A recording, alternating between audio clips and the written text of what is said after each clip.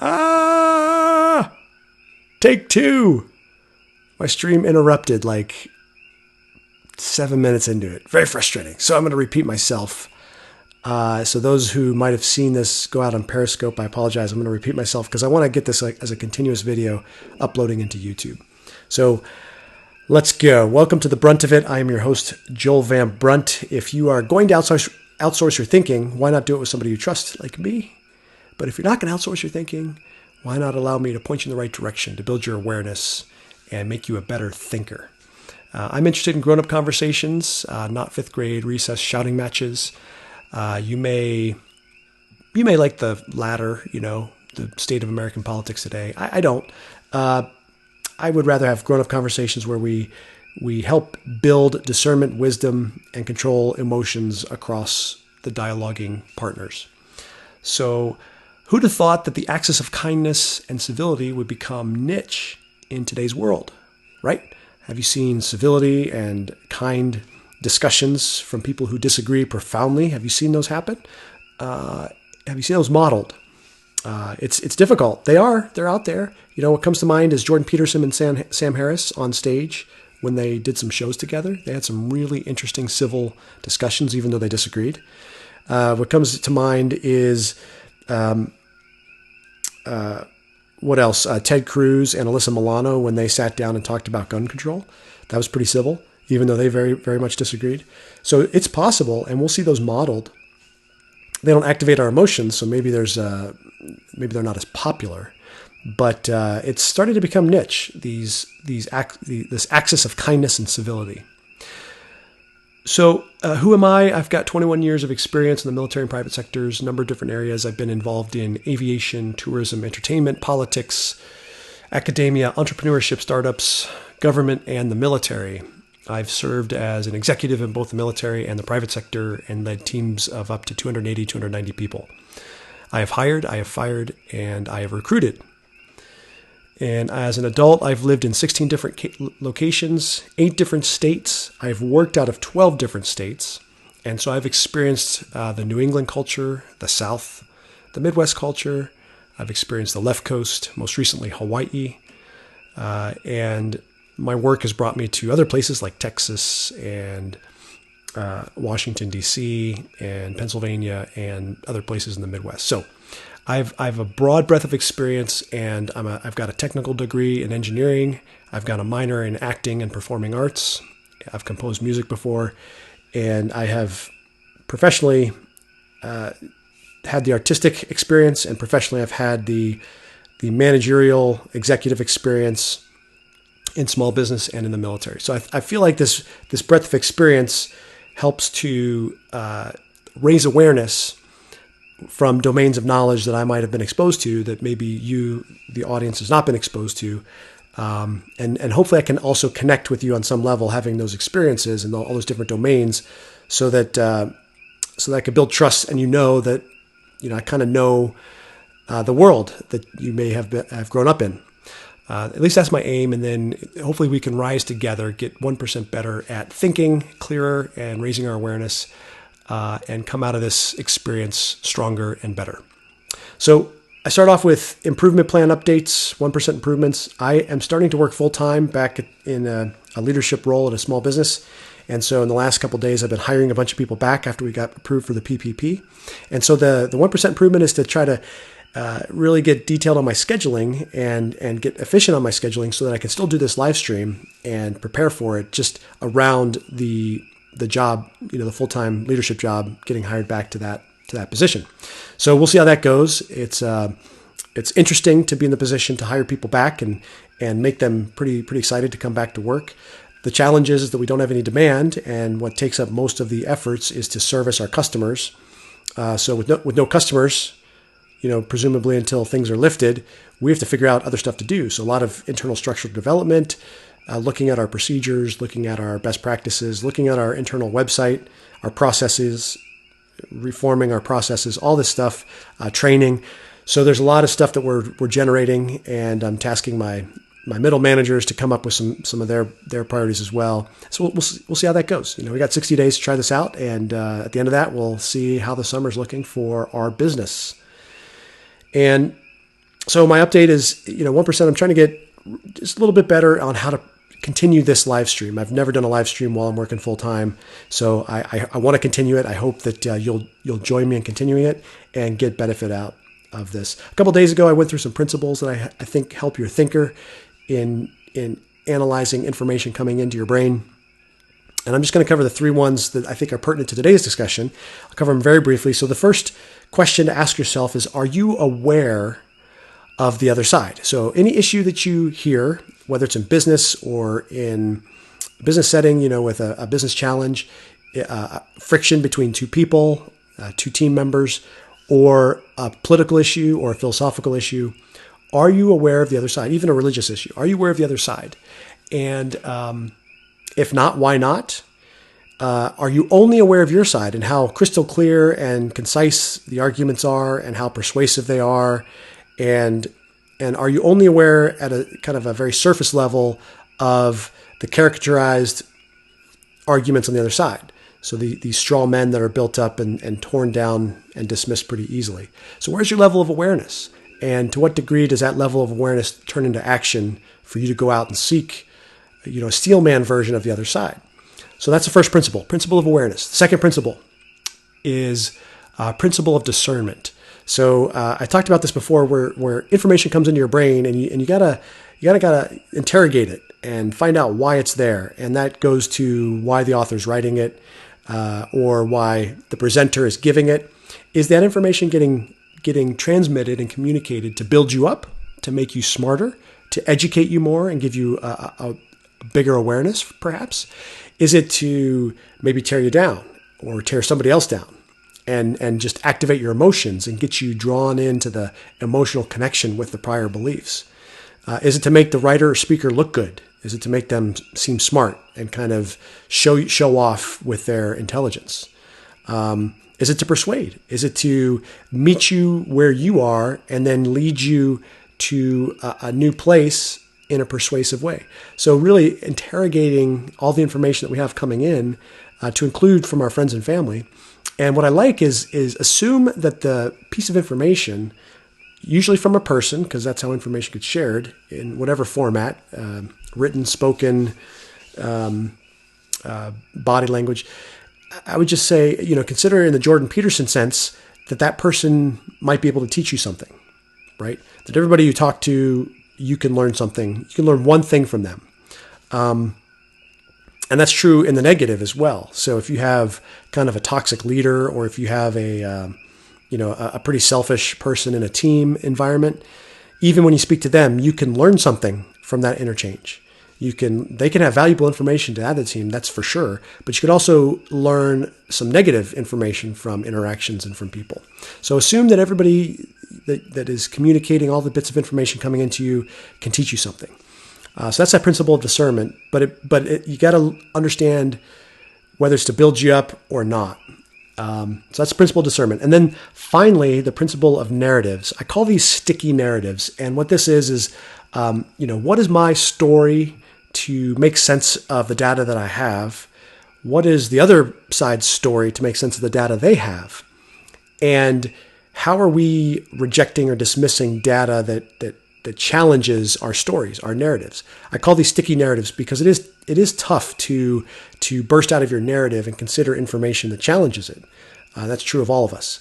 So that's the other principle of narrative. So we got principle of awareness, principle of discernment, principle of narrative. And if you can kind of keep those in mind as we go through some of the information, that's going to help to trigger some thoughts in your mind about actions you need to take, maybe to educate yourself, or questions to ask, or it'll develop your sense of imagination to consider that there probably is another side, and these are some probable other side arguments. You can actually imagine what the other side's arguments might be.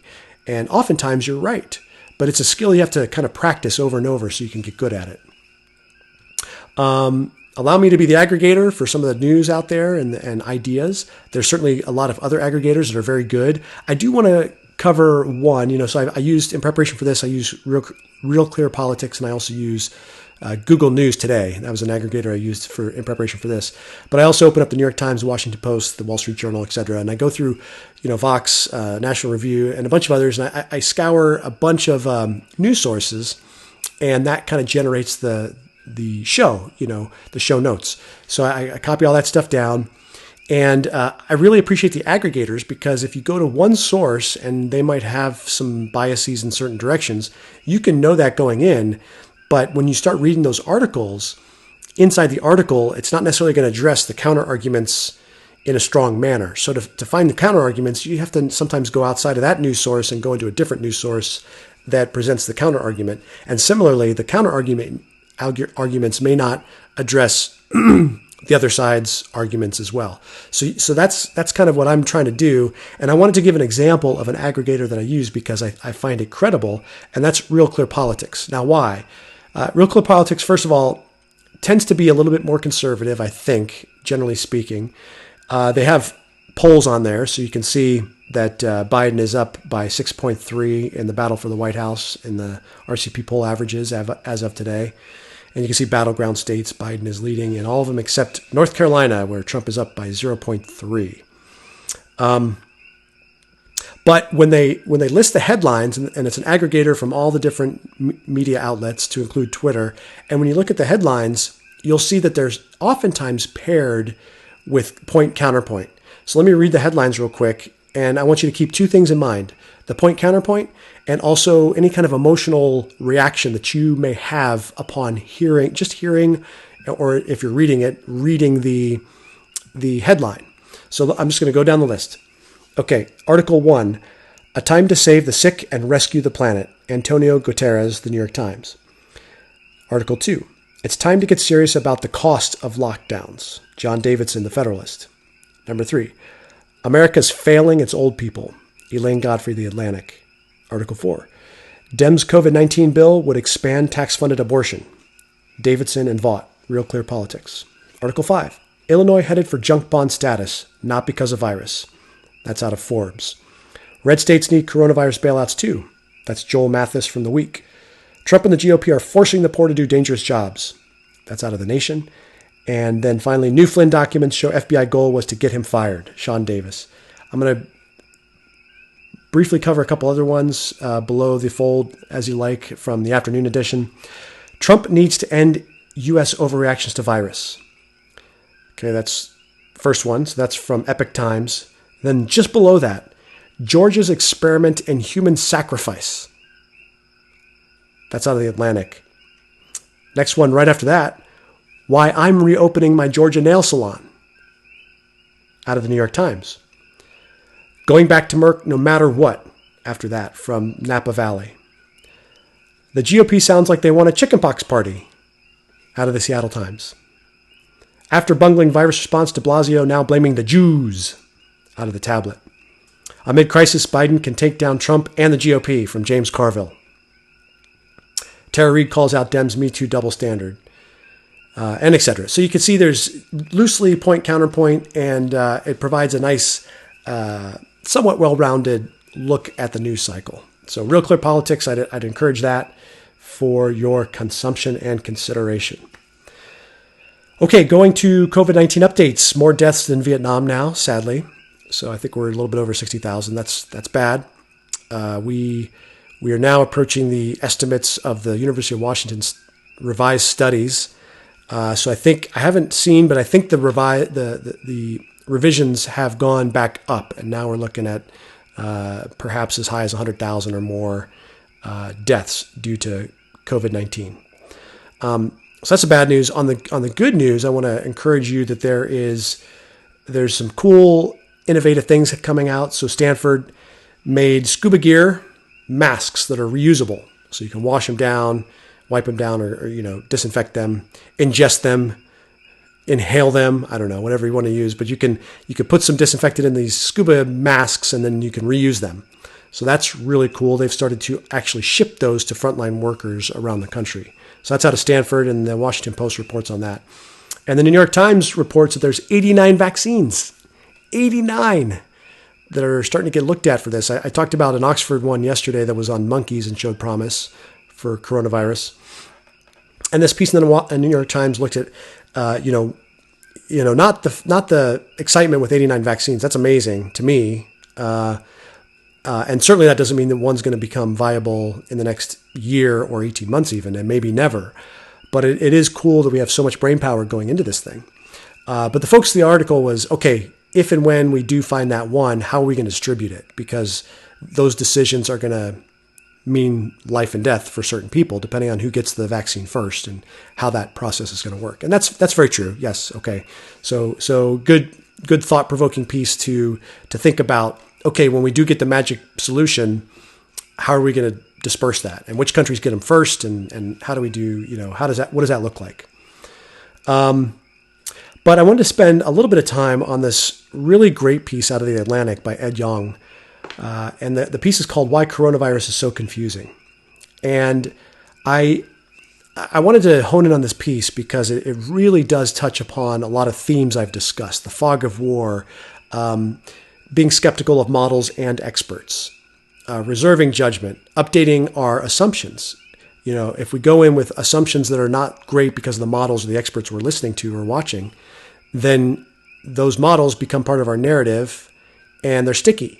So it's hard for people to get past some of their sticky narratives that they developed 6 or 8 weeks ago.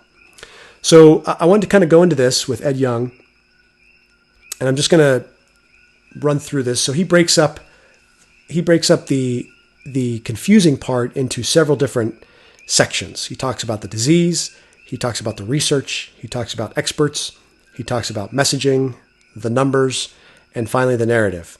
And you can already see that these headlines are right up my alley because I've been literally talking about these for the last 30 episodes, 29 episodes, 28 episodes. What day are we on? Anyway, I think I'm on 28 episodes, 28 episodes. So if you go back to my archives, you'll see that I talk regularly about experts and models and the narrative and messaging, the numerator and the denominator of the fatality rates. So he covers all this, and it's a really interesting, thought-provoking piece because it gives you new information. And for me, it gave me information on experts and models, particularly experts. And I've been struggling with this, and I'll tell you why as I get to that point. But it really challenged my thinking about experts and my skepticism. So let's dive into it. First, a question. How many coronaviruses are there? How many different types of coronavirus are out there? If you read disinfectant labels, disinfectant wipes or sprays, on the bottle, it'll say coronavirus. And so people see that and they're like, oh, whoa. And then that can go, we knew about this before?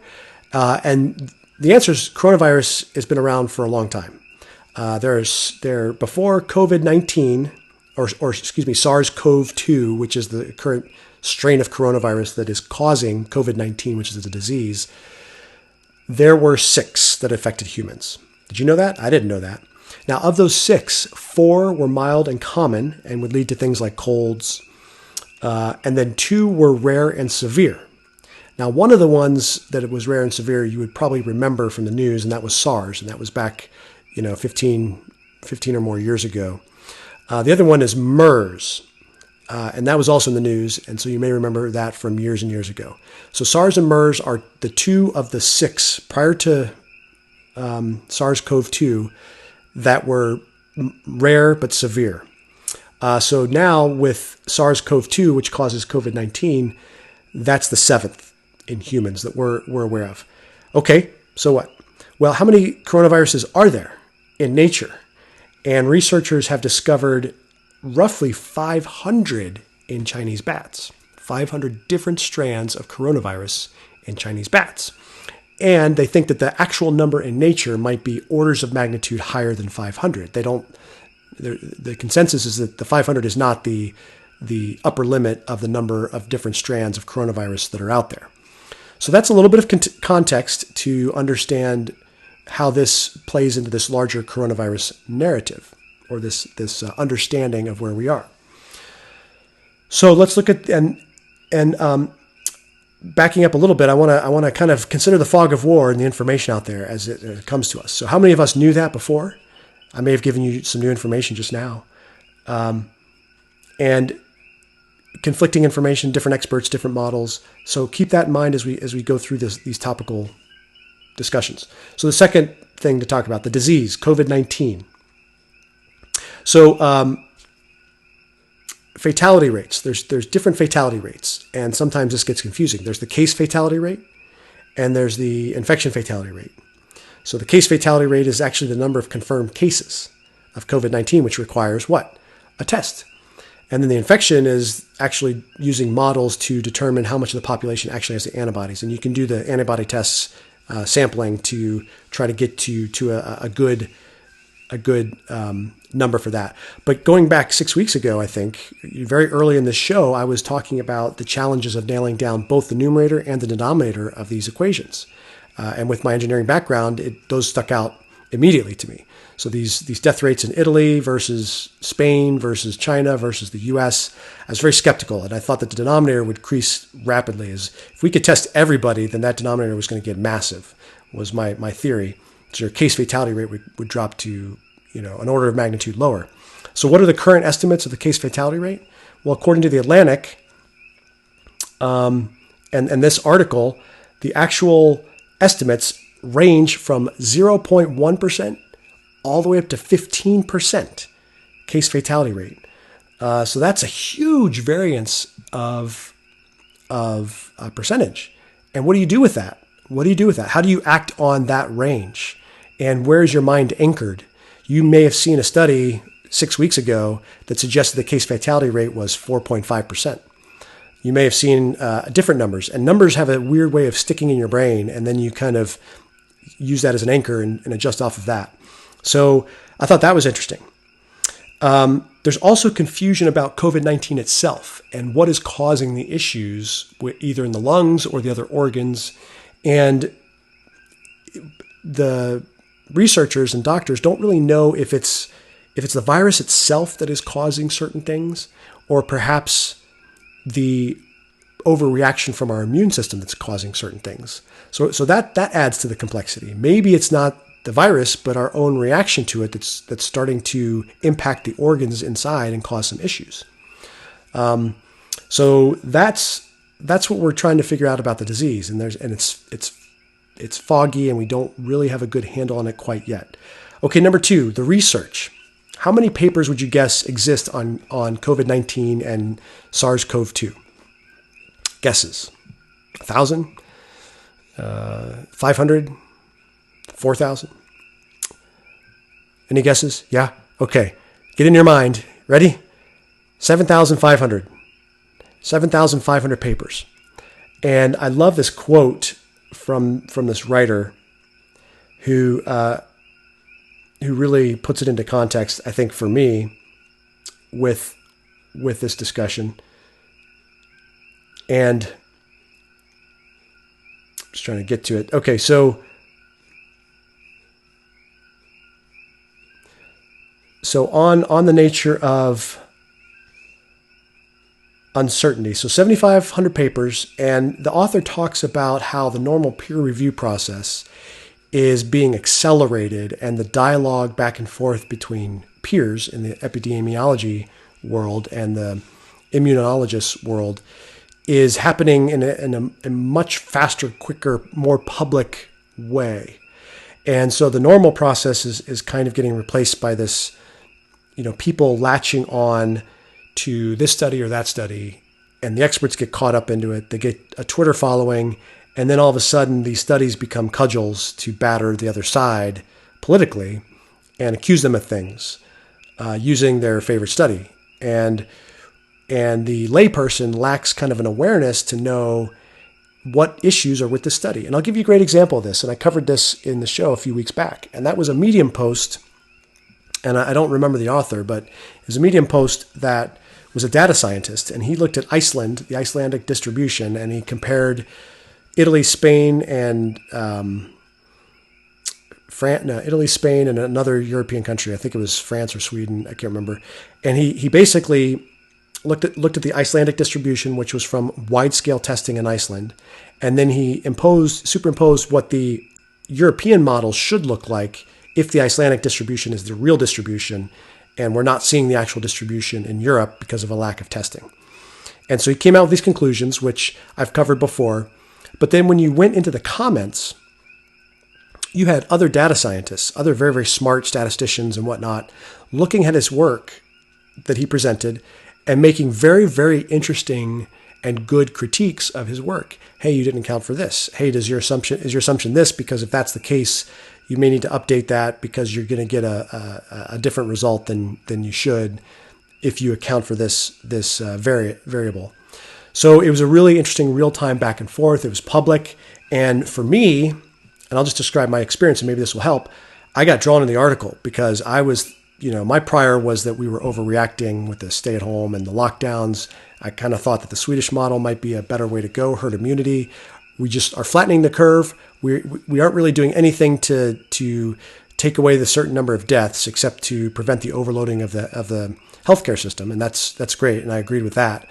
But since the capacities haven't been stretched too much to date, even in New York City, now I'm thinking, well, okay, we've flattened the curve. We haven't overtaxed the healthcare industry and the healthcare system. In fact, we've gone the reverse and we've caused them to lose money because now they have excess capacity they're not using in certain areas in preparation for these COVID patients coming in that haven't been.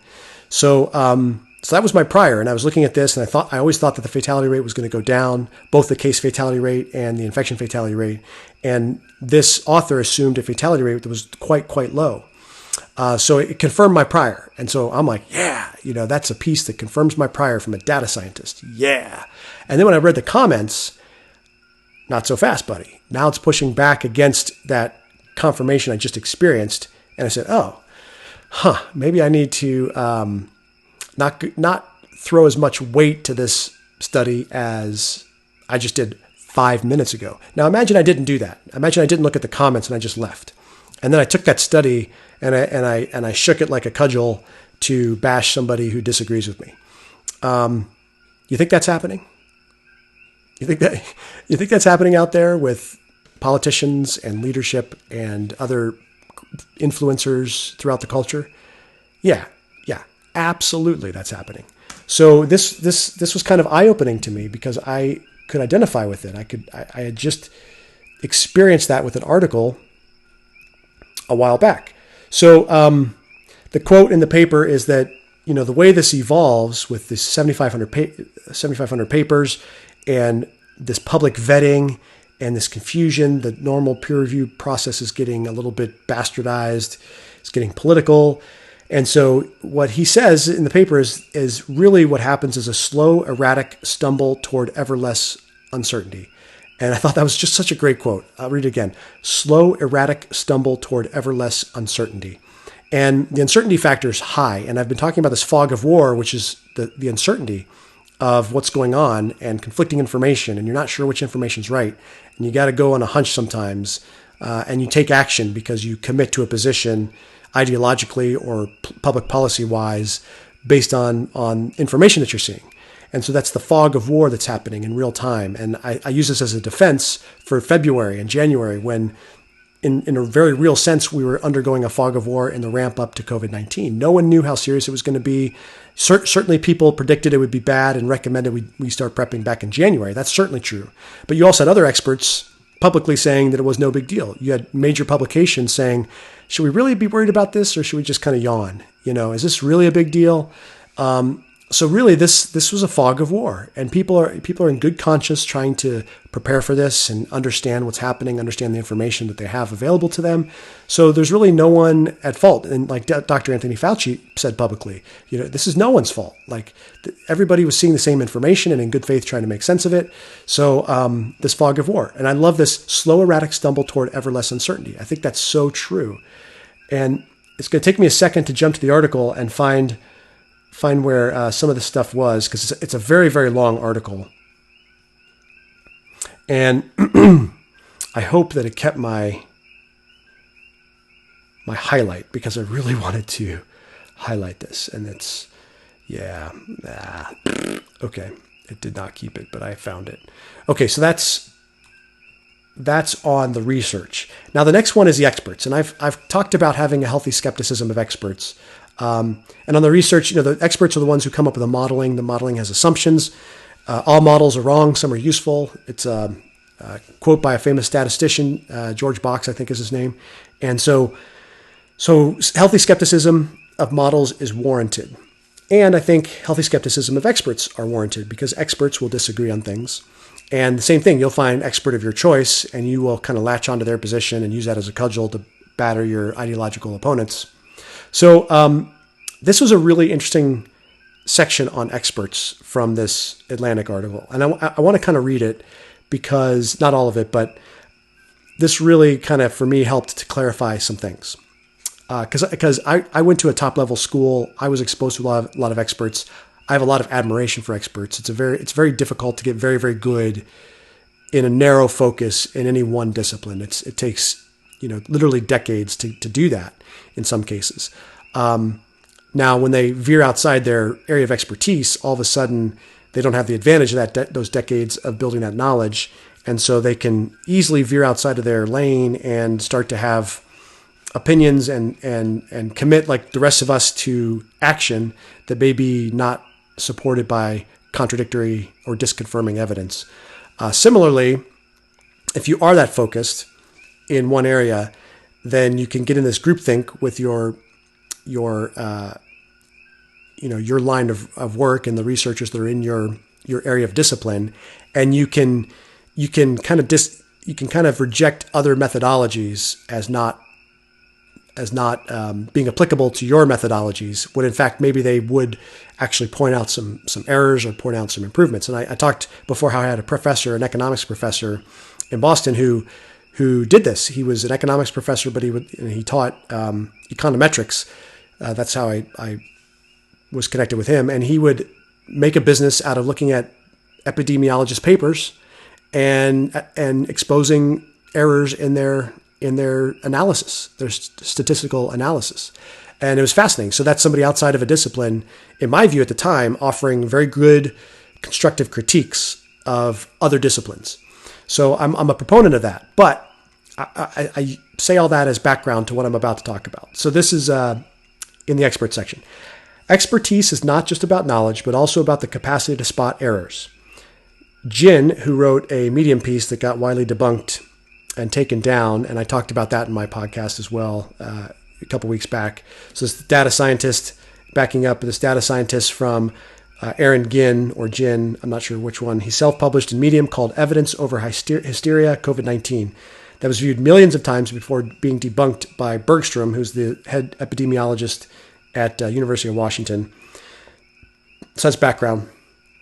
Expertise is not just about knowledge, but also about the capacity to spot errors. Ginn, or Jin, I'm not sure which way to pronounce it, couldn't see them in his own work. Bergstrom could. The rest of us are more likely to fall in the former group than the latter. We hunger for information, but lack the know-how to evaluate it or the sources that provide it. So I'm going to read that again. We hunger for information, but lack the know-how to evaluate it or the sources that provide it.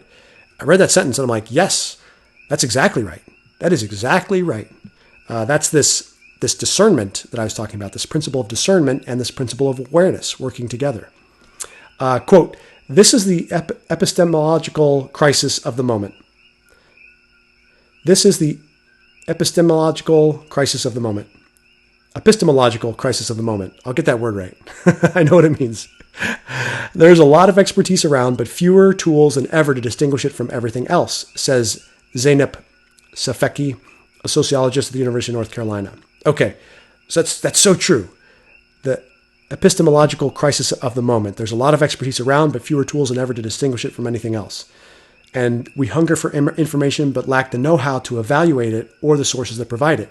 And I think it's important for all of us to have humility about this and reserve judgment and not jump into a science finding of our choice to use as a cudgel to batter across our opponents. Now, having said that, we're all going to still do it. And we're not going to want to do it. We're not going to mean to do it. But we will find confirmatory evidence, and we will use that in arguments, and that's fine. That's fine. But we need to be open to errors in the usage of certain sources like that, because we may lack the know-how to discern, if there are errors in study A or study B, right? Hopefully that makes sense. Okay, so I wanted to read that on the expert piece. he goes on to discuss messaging, communicating basically, and touches a little bit upon, confidence, exuding confidence, and how to wrap accuracy into the mix. So if you're an epidemiologist, you are really, really laser focused on accuracy. And if you are a marketeer or a salesperson or somebody who does deals and speaks in hyperbole, perhaps you're not. Perhaps your success is because of how you've been able to be infectious with your optimism and talk in hyperbole to make an emotional bond with whoever you're trying to do your deal with. You can see how these different backgrounds will set up these really strong conflicts, and you'll see that play out publicly. And I think that's what we're seeing right now. Talks about the numbers, the numerator, the denominator, which I discussed earlier. What's interesting that came out of this, and I hadn't thought about this before, but stay with me. So you've probably seen reports about reinfections. So if you had the antibodies, then later down the road you tested positive again and had symptoms for COVID-19. So there's this big question about, can you get reinfected? But we also know that the antibody tests and the COVID-19 tests have failure rates. They're not 100% accurate. So you might have people who walk away from a test that say you're negative for antibodies, but you actually have the antibodies. Or conversely, you might walk away from an antibody test that says you have the antibodies, but you actually don't. And then later on, you develop symptoms for COVID-19 and test positive for COVID-19. So the accuracy of these tests is throwing more uncertainty and more fog of war into what's really happening. So going back to that quote from earlier, a slow, erratic stumble toward ever less uncertainty. That's what's happening with these tests, with the inaccuracies of these tests, the antibody tests. Now, there's a bunch of them that are out there, and I've talked about them. And I think that we can use those as arguments for how to make risk decisions. I think that's valid. But we still have to be open to errors in those methods and friction in those methods. I certainly think that's the case, and this article has helped me clarify that thinking. So I hope you're with me if you've been listening to previous shows and banging at your listening device or at your computer, going, "No, you're not taking into account these things." I hope this helps to clarify some of those things. And then his last thing was the narrative, how to control the narrative, how to present the narrative in the public, and the difference between politicians and other experts who are adding to the narrative, epidemiologists and scientists and virologists. And he does make a really good case that it needs to be a larger discussion, not just epidemiologists. It has to include economists. It has to include these other infectious disease people, immunologists. It has to include other aspects of society. It has to include actuaries. It has to include, the risk professionals who make risk decisions for a living. And to the public, if they latch on to any one discipline, again, along ideological lines, you will use that discipline to cudgel the other side, and you'll accuse the other side of wanting to sacrifice life and being pro-death, and or you want to kill the economy and you want to destroy the economy and remake it in your own socialist image. So you'll see both sides going at it like that. So anyway, I thought I'd spend some time fleshing some of these ideas out. I highly recommend this piece in The Atlantic. And The Atlantic leans a little bit opposite of where I land politically. But assume that people you're receiving information from have something to teach you. And this is a great example of a lot of stuff I learned in this article. Although I didn't agree with everything. I will caveat that. Some of the stuff I said, okay, that's more his opinion, which is fine. But new information, 7,500 papers, 0.1 to 15% case fatality rate, talking about the numerator and the denominator, confusion about the effects of COVID-19. Is it coming from the virus or is it coming from the immune system? All these bits of information that help contextualize and build awareness and discernment in myself going forward. Okay? All right, moving on. I want to talk about 3 stories in politics, and we will end. So first, Michael Flynn. I talked about this yesterday briefly, but there's been new developments as reported by Fox, and I just want to read this. This is truly, truly amazing. Explosive new internal FBI documents unsealed Wednesday show that top bureau officials discussed their motivations for interviewing then National Security Advisor Michael Flynn in the White House in January 2017, and openly questioned if their goal was to, quote, get him to lie so we can prosecute him or get him fired, which is a quote of a handwritten note that was released. The handwritten notes written by the FBI's former head of counterintelligence, Bill Priestap, after a meeting with then FBI Director James Comey and then FBI Director Andrew McCabe, Deputy Director Andrew McCabe, Fox News is told, further suggested that agents planned in the alternative to get Flynn to, quote, admit to breaking the Logan Act. So this was handwritten. The Logan Act is an obscure statute that has never been used in a criminal prosecution. Enacted in 1799 in an era before telephones, it was intended to prevent individuals from falsely claiming to represent the United States government abroad. What is our goal? Quotation mark. One of the notes read, quote, truth, admission, or to get him to lie so we can prosecute him or get him fired, end quote. And continuing with the quote, if we get him to admit to breaking the Logan Act, give facts to DOJ, plus have them decide, another note read, constitutional law professor Jonathan Turley called the document's implications chilling. And just because I like Jonathan Turley, I found his quote, and his tweet, and I want to read it. From Jonathan Turley about this article on Twitter. We need to hear from the DOJ official on the meaning of this note.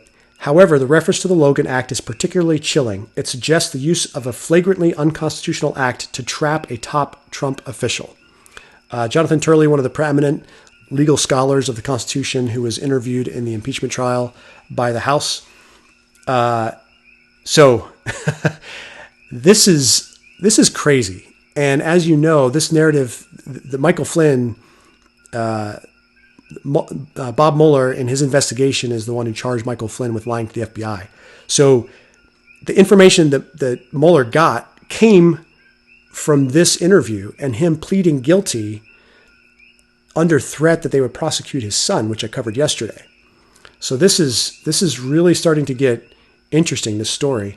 To make it even more interesting, Joel Pollack, who works over at Breitbart, and I think is a reporter that you should follow. He's on the right, but he has very, very good, intelligent takes on things, even if you disagree with him. So even if you're on the other side, you should follow him so you know what the arguments are, right? He says today in Breitbart, quote, according to a memorandum by former National Security Advisor Susan Rice, which was later confirmed by former FBI Director James Comey, Biden was present at a January 5th, 2017 meeting where President Barack Obama gave instructions to Comey about how to brief President-elect Donald Trump about Russia. Rice's memo, written on January 20th, 2017, her last day in office, documented that the meeting took place and included Obama, Biden, Rice, Comey, and Deputy Attorney General Sally Yates. Rice noted that Obama told Comey to do everything by the book, an odd claim suggesting that she wanted to use it as a possible future defense of the actions of the outgoing administration. Comey later told MSNBC's Nicole Wallace about the meeting at greater length in a lecture at the 92nd Street Y in December 2018. Wallace asked Comey about the infamous January 6th meeting at Trump Tower, where he briefed the president-elect about the existence of a dossier compiled by former British spy Christopher Steele, which included salacious content. That dossier, later discredited, was then leaked to the media and published by BuzzFeed and CNN.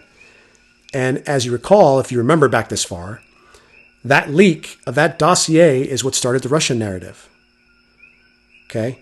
Comey told Wallace that the key meeting had been the day before, on January 5th, at the Oval Office, where he had received his instructions from Obama about how to talk to the Trump team about what was known about Russian attempt to interfere with the 2016 presidential election. And Biden was present as well. And this is a quote from Comey in this interview. We came up January the 6th, the Friday, to brief the president-elect and his incoming team. The day before, we had been in the Oval Office with President Obama and his senior team, and we went to brief him, and General James Clapper, the Director of National Intelligence, briefed President Obama and Vice President Biden and laid it all out. And then General Clapper said, there's some additional material that is of a difficult nature, and we've decided that we have to brief the incoming president about it. It involves sexual allegations, an allegation that he was involved with prostitutes in Moscow, that images of what were captured by the Russians. So they'd be in a position to coerce the incoming president, and we think we have to tell the incoming president. And President Obama looked at General Clapper straight ahead and said to him, "What's the plan for the briefing?" And Clapper looked at me and goes, "Well, Jim's going to do it." Then there's laughter, and President Obama turned slightly, without changing his facial expression to me, and raised his and lowered his both eyebrows like Groucho Marx thing. And in the moment, I heard in my head, "You poor bastard." So the next day, we're up there, Trump Tower. Okay, so the open question in all this is to what degree the outgoing administration had been briefed in the Steele dossier. It's probable that they didn't know that was the primary justification for the FISA warrants against Carter Page and starting to spy on Trump. So this is really, really interesting. So on the one hand, and by the way, this Joel Pollak piece is about the Steele dossier and the FISA warrant against Carter Page. Separately, you have the FBI early on with handwritten notes about trapping Flynn. And so this is really looking like some bad stuff coming out of the FBI. Really bad stuff. And troubling. It should be troubling to all of us. But we're talking about COVID, right? So let's not let this die, because this is very troubling that our government can do this to us. Elise Stefanik tweeted about Comey's testimony back in March 2017. So this is after the inauguration. And there was a discussion about protocol of when the FBI briefs sensitive investigations to Congress. And in the case of this Steele dossier and the investigation into President Trump and the campaign, and Carter Page and whatnot, that was withheld from Congress. And the question is, okay, so why? And that was a testimony that Elise Stefanik just tweeted, and you can go back and probably look that up. So interesting developments on the Michael Flynn piece. This isn't going to go away. I think Flynn is going to turn the tables, and dare I say, there might be some criminal negligence in some of this, and maybe not, but maybe there was no ill intent. I'm willing to reserve judgment and believe that, from their perspective, they were trying to do what they thought was best. But certainly trying to catch Flynn into a trap, that seems pretty bad to me. You don't want to have agents at high levels able to do that and get away with it. And by the way, that trapping him and the agreement to testify or to plead guilty in exchange for not prosecuting his son, that was sealed from the court. That agreement was kept secret up until like this week. That's nuts. Okay, that's nuts. All right, so moving on out of Michael Flynn, let's go to Justin Amash, who just declared his nomination or his candidacy for the Libertarian Party. So I came out this morning, I woke up and I said, here we go. Okay, so third party election. Now, Libertarians, are they going to raise a lot of votes this cycle? Typically they don't. We'll see if that changes. We do have a polarizing president, and we have a person in mental decline on the Biden side. So I was looking at the response to his announcement, and it was a lot of pro-Bernie people and Democrats who were very upset with him because they thought that he was going to get Trump elected and take votes away from Biden. And then there's a piece in the New York Times by Liz Mayer, who's a Republican strategist, and she says, wait, not so fast. He might actually impact Trump more than he impacts Biden. So that was her perspective. So we don't know. We don't know what the impact will be. We'll see how he raises money. We'll see if he gets on the debate stages. We'll see what the Democrats do with Biden, with the Tara Reade thing, and with his seemingly cognitive decline. This is getting certainly interesting. This political season is unlike anything we've ever seen before. And lastly, that transitions me into Tara Reade. So we are now getting more traction in the Washington Post and the New York Times, both with articles today on Tara Reade and Democrats being frustrated, some Democrats being frustrated in how this is getting reported and treated inside their own party. The silence of Joe Biden, not getting asked questions about it, not having to make a comment about it. And National Review had an article that quoted Tara Reade saying, quote, "I was just hoping to get a fair and equal treatment." And she's finding out that her own side is not being fair and equal. And she's getting threats, and people are being silent, challenging her credibility, looking at what she wrote about Russia and using that to undermine her credibility. So it was reported that she told a neighbor later in like 1996, and the neighbor reported it. And then there was another friend that she had told it to when she worked on another staff in California. So there's been about 4 different pieces of corroboration. She's got her brother, her mother, who's deceased, but was on Larry King Live in 1993. She's got a friend that she worked with on a staff after the time with Biden's office. And then she's got another friend who she was a neighbor with, I think in 1996. So that's 4 pieces of corroboration with real people, all of which we have evidence from, and all of which have made statements from, in about a 3-year period after the alleged event. And you compare that to Christine Blasey Ford, and it's not even close. It's not even close. So Real Clear Politics has an interesting matchup.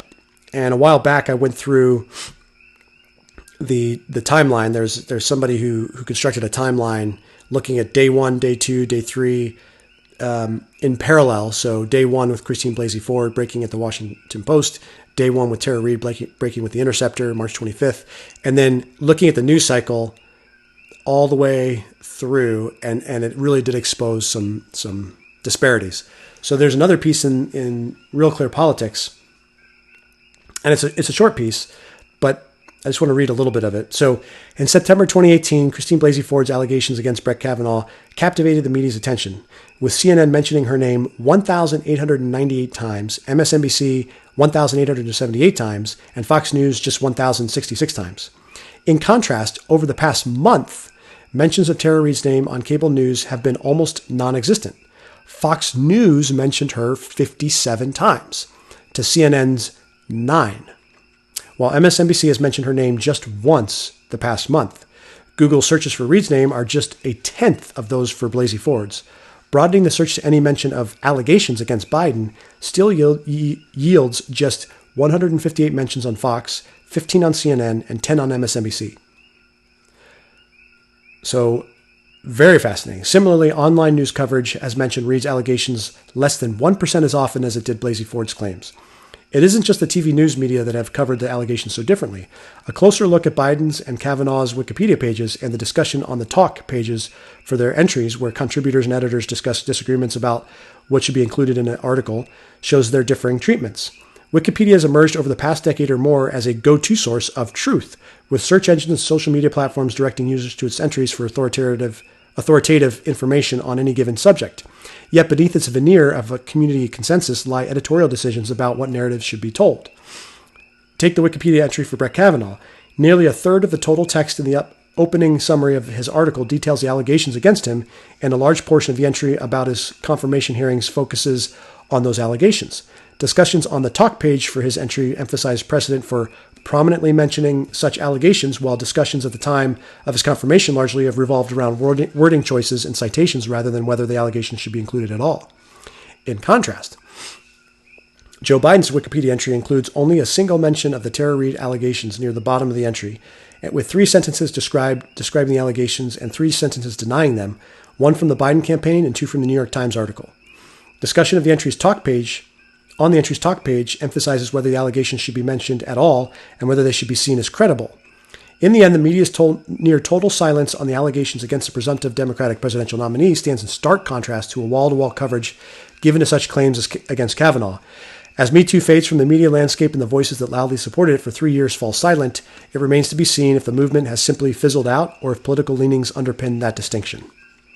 So this is interesting. And like I said yesterday, this really puts the Democrats into a corner, the horns of a dilemma, if you like, because Biden has come out publicly and said he wants to choose a woman VP candidate, and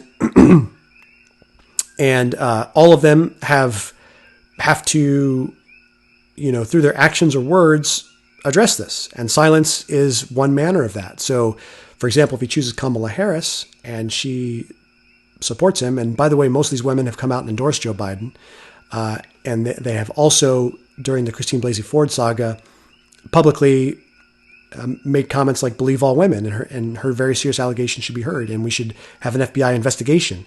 I mean, Chuck Schumer was calling for an FBI investigation at the time, and I remember that. So obviously, the treatment with Biden is different, and some distinctions. Brett Kavanaugh is a justice for life, for a very long time, and Joe Biden could be president for 4 years, he could be president for 8 years, but there's a limit. So that's a distinction. It is a presidential race and not a selection to the Supreme Court with a confirmation hearing. So the voters, in theory, could take this into account at the ballot office, like you could argue was the case with Trump in 2016 with the allegations against him.